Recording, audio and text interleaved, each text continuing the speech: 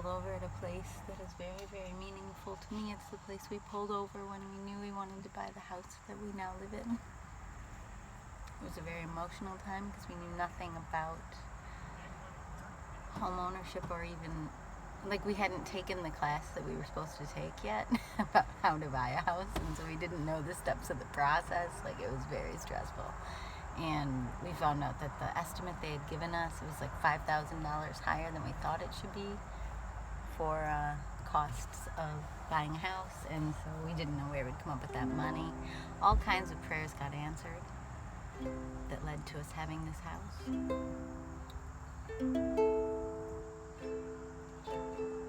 But I've pulled over at this spot so many times. Mostly, I think, before we lived here. Yeah. Maybe a little bit when we were between houses. I tried to write songs on this spot to try to erase that memory or cover it up. And you know what? You can't. You can't erase or cover up a memory.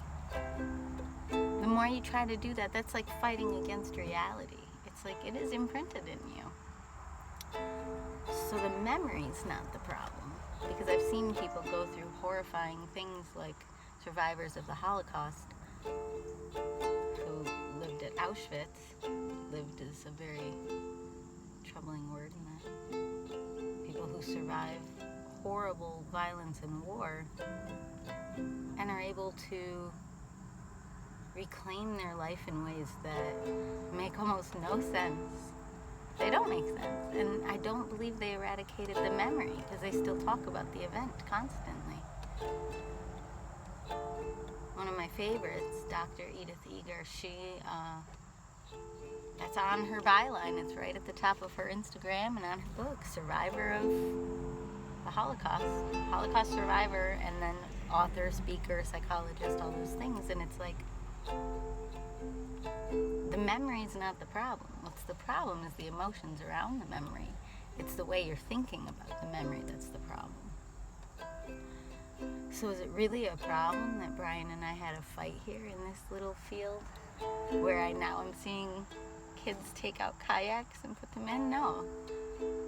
That argument of stress around where the money would come from, well, he's the bearer of more of our financial burdens typically because of all my debt from school and just sort of my different approach to life. I'm always able to pay my bills, but to do something as extra as buying a house is a big deal, and I've never even conceived of that. So we did that, and we did it because he bore whatever. He took on a lot of the burden financially.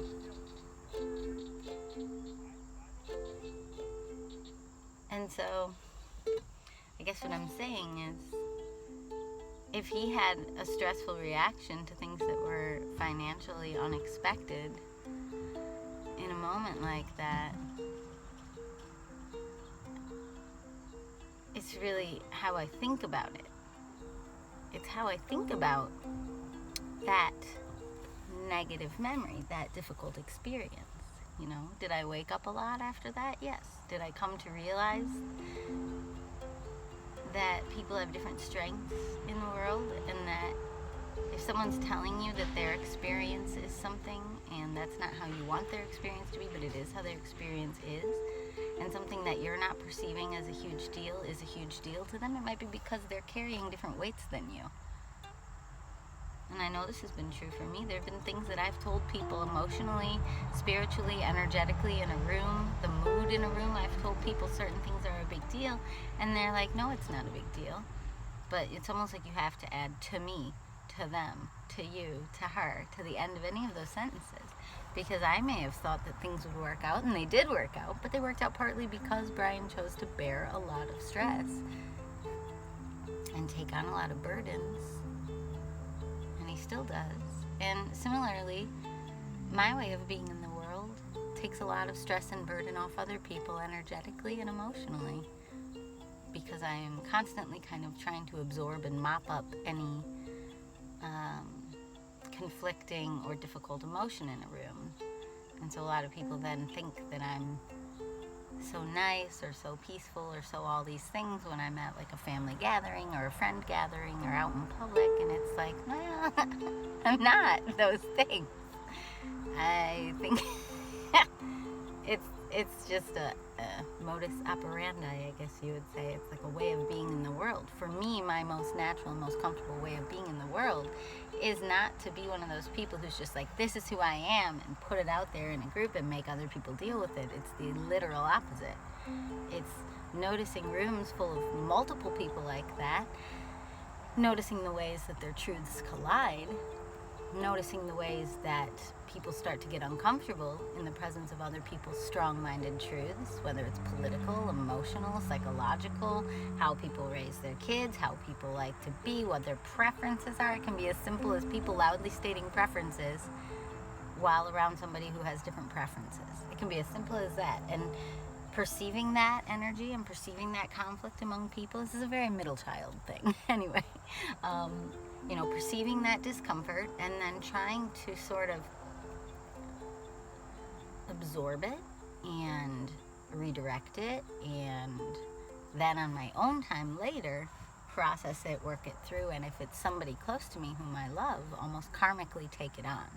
Almost karmically and emotionally take on whatever their struggle is as my own.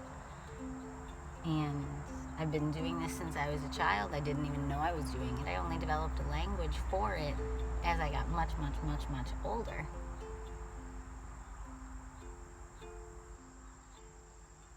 And so I think sometimes then people might envy someone who seems so liked, and it's like, well, my experience in a room is not one who gets to feel and enjoy being liked, because I'm not putting my full self out there and then discovering you all like my true and honest real self. It's the opposite.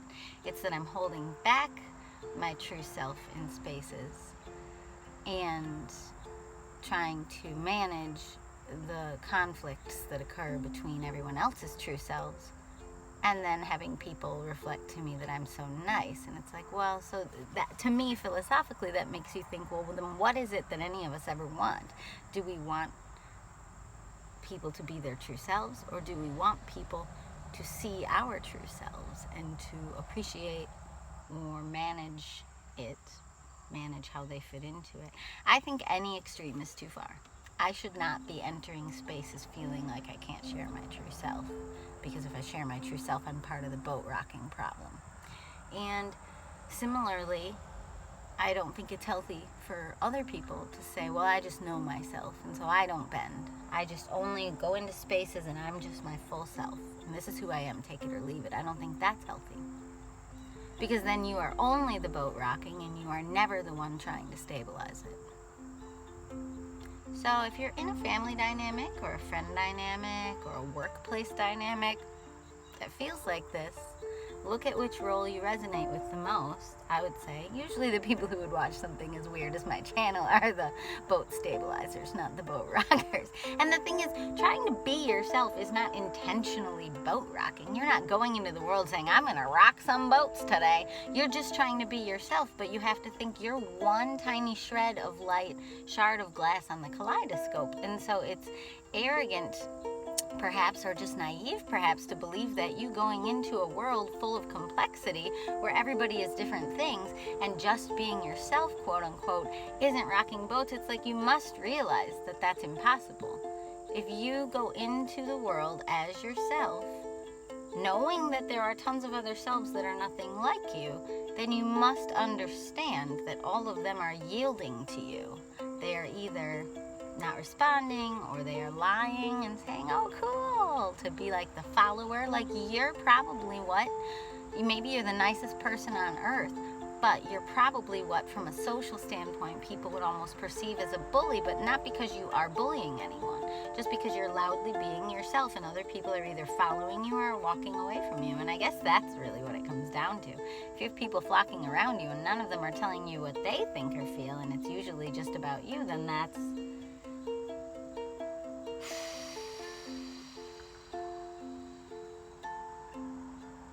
I don't know. Or if people try to tell you what they think and feel and you always argue it and bring it back to but what you perceive, then you're a boat rocker. I'm not saying you're trying to be, but that'd be what you are.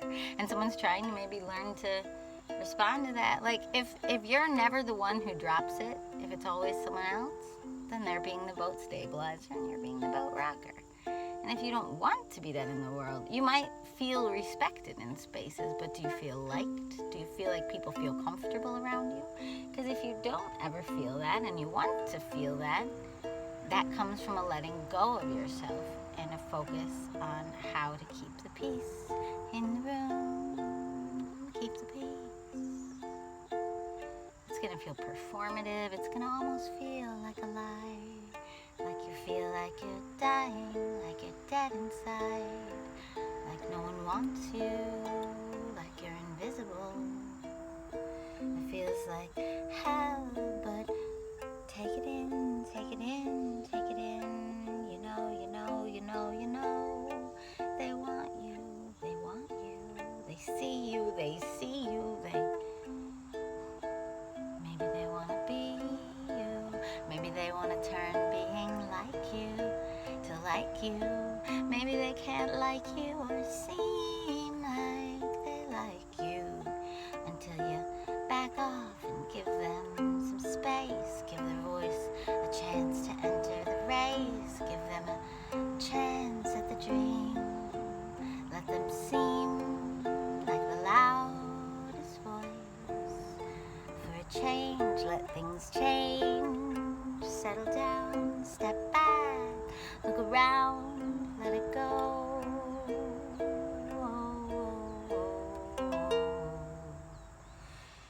And float out. Just relax and let go.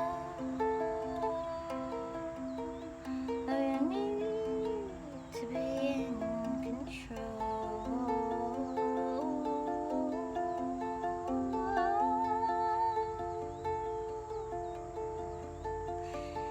It's not up to you. We're all choosing what we want to be true. And I can breathe here. And I can let things be here, and you can change your tune if you want to. And I can be here, and I can float upstream here if I want to. Like you do, like we all do, in the quiet corners of our minds. But I'm trying to find a simple, natural way to be, like a flower, like a tree, letting go and just believing it's okay to grow invisibly, mostly invisibly.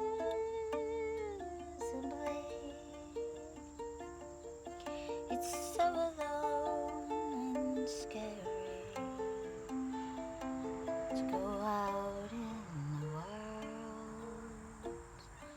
and confirm what you feared all this time. And no one, or almost no one, cares about your need to feel alive. Settle into every rhyme, and it'll feel so small and scary. Being what you want to be, and almost no one watching. But God is watching, and the sky is watching every tree. I believe.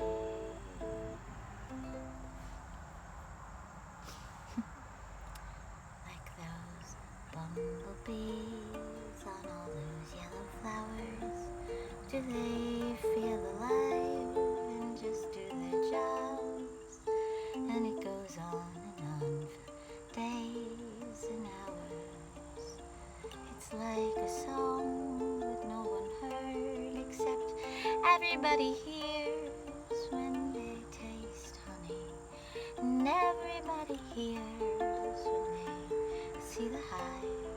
But they didn't see how that single bee was so alive, was so alive, was so alive, was so alive. And I am that bee, and you are that bee, and we are meant to be here,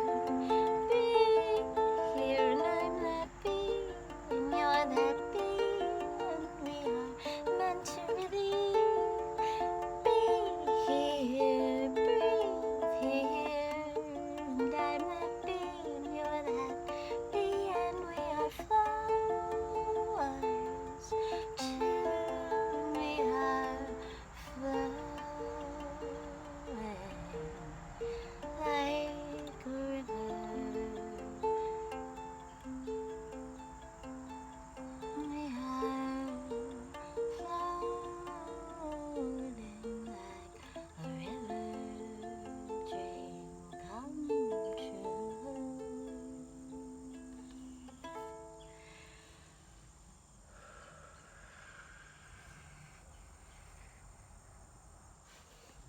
There you go. There's a song about everything I was just rambling about. If you prefer rambles, first part's for you. If you prefer songs, there you go. And I am like that bee. And I would say almost every video I post at the time of this video being made has about 2 views, and one of them is usually me double checking the video. And no likes, except for me, myself, and I. But I have an Instagram, I have a TikTok, I have a YouTube, I have Facebook. My mom likes me, my boyfriend and my sister like me, but they see me and talk to me all the time. And I have friends and I have acquaintances, and I can't measure my production of honey off of whether or not someone is viewing me, this single bee, as valuable and valid in every single moment I'm extracting pollen, whatever, bee metaphors. I can't measure myself that way. I keep wanting to. I come back to it. I'm as susceptible to depression and anxiety and sadness and feelings of futility as any bee. But, you know, it doesn't go anywhere. When I'm at my absolute wisest, I remember to essentially say, like, not today, Satan, when all those anxious, depressive thoughts come in around my own futility and my own uselessness in the world, and feeling small and feeling like I just haven't tried enough, or I haven't paid enough money for publicity to get out of my bubble and really reach people, or whatever delusion, whatever lie I've told myself over the years. I mean, YouTubing, Instagram, all of it is essentially me just having felt like a child, as a child, and like a child, when I was a child, having felt like I would like write a book or do something like that. And then, you know, that was the 90s and the 80s, and it's like, well, the world has changed. The world has changed.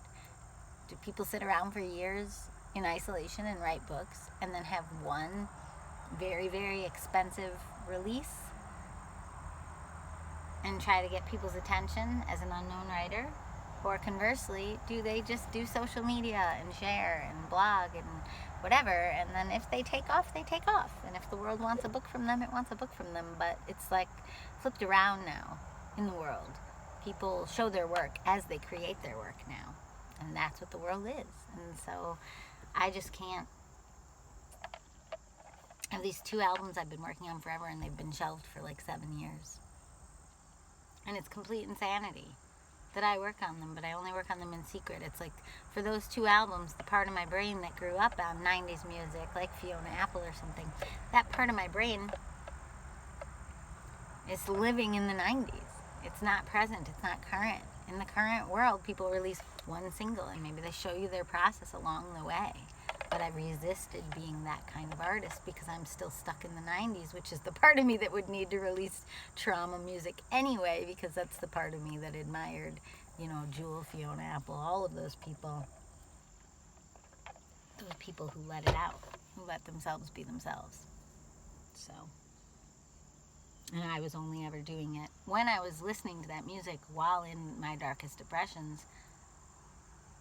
I was only ever doing that in secret. I never in a billion years would have done something like this back at the time of my traumas. So this is me post a lot of healing, post a lot of stabilization from some lovely people who helped me find stability. And, you know,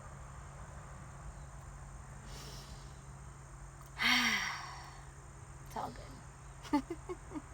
Anyway, I was going to ramble more, but I'm good. Have a great day. Bye.